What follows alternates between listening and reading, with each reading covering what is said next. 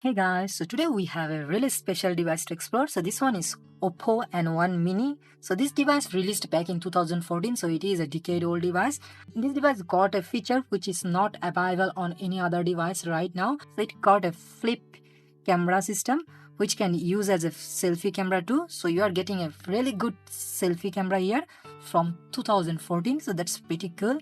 So first of all, let's talk about the physical overview of the device. So we are getting a 5-inch IPS LCD display which is 720p, but the display quality is really good. Actually, it's really sharp and also it gets pretty bright too for a device from 2014.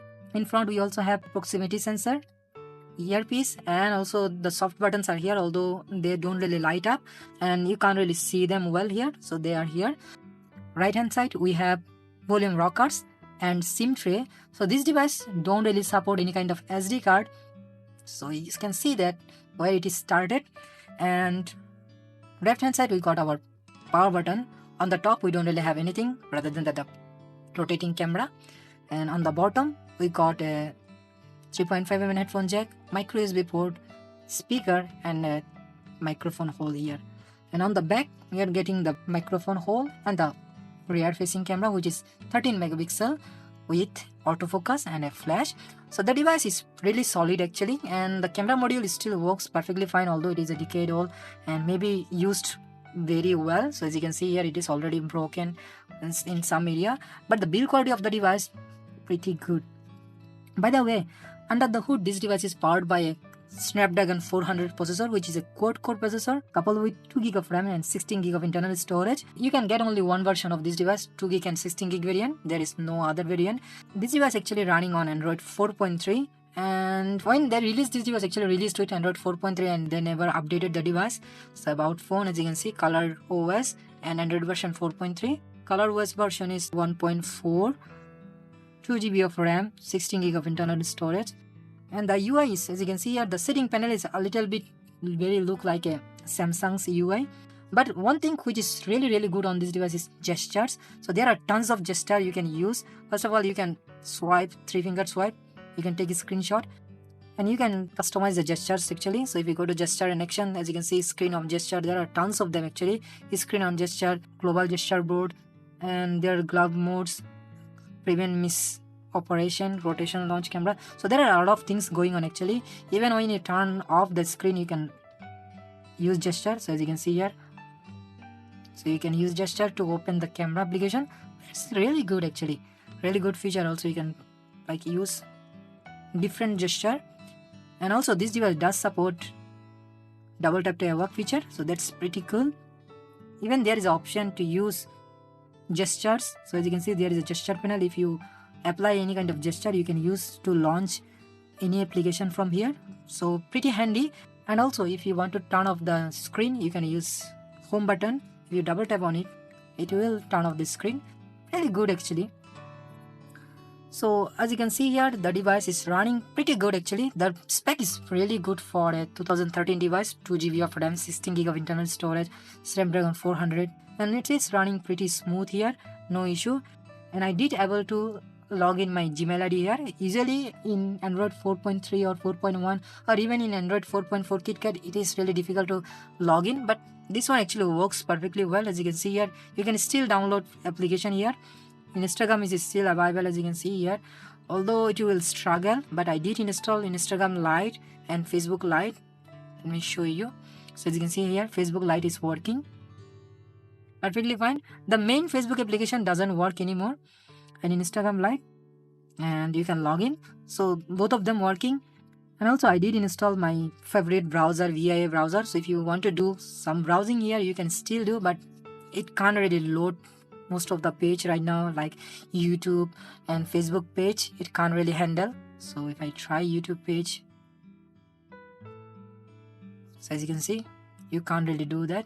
And also Facebook page also it cannot load, but basic browsing you can still do, pretty much usable.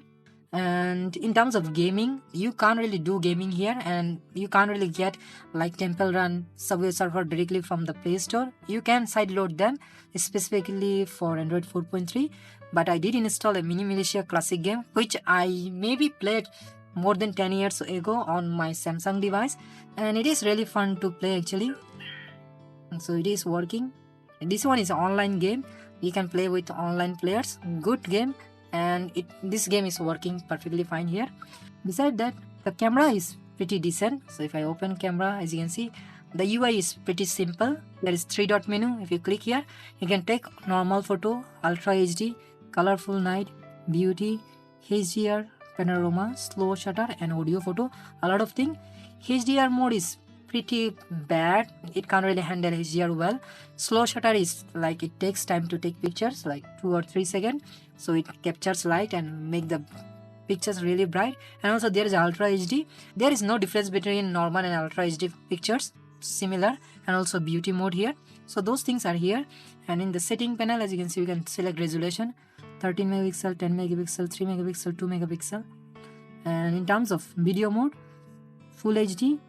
And also you can shoot HDR video, maybe in low resolution, but it is also available. HDR video on a 2013 device, that's pretty awesome actually.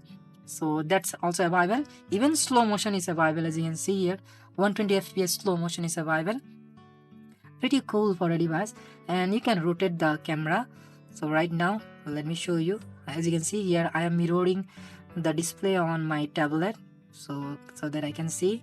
And even you can record video like this whenever you're moving the camera. That's pretty cool. And also you can take selfie with the camera. That's what you are getting with this device. It's good actually.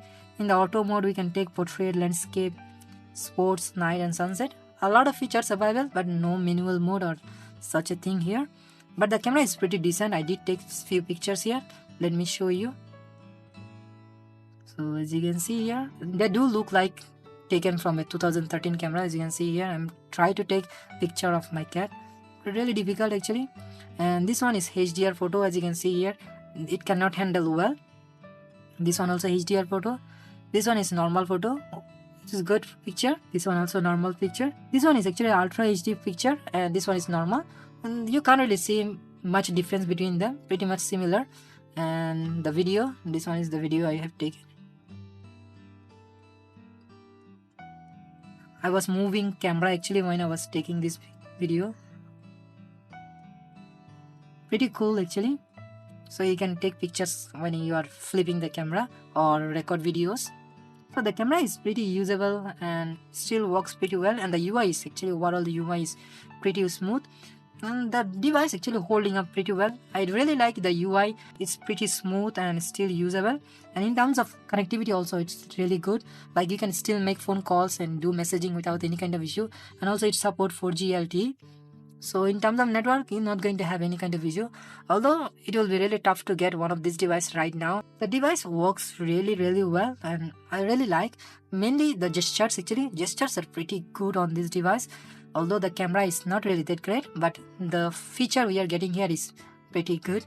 Like you can take really good selfie with this device. So back then you can't really take this good selfie with any other device like this one, because you are using main sensor to take picture, and still working really well.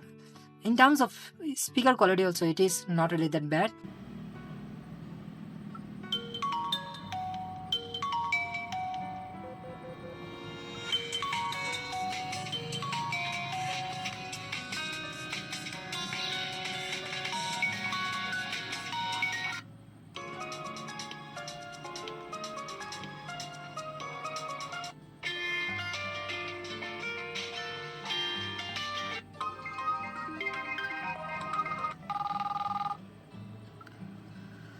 Not really bad. If you like crank up the volume, it distorts, but the speaker quality is pretty decent for a 2013 device.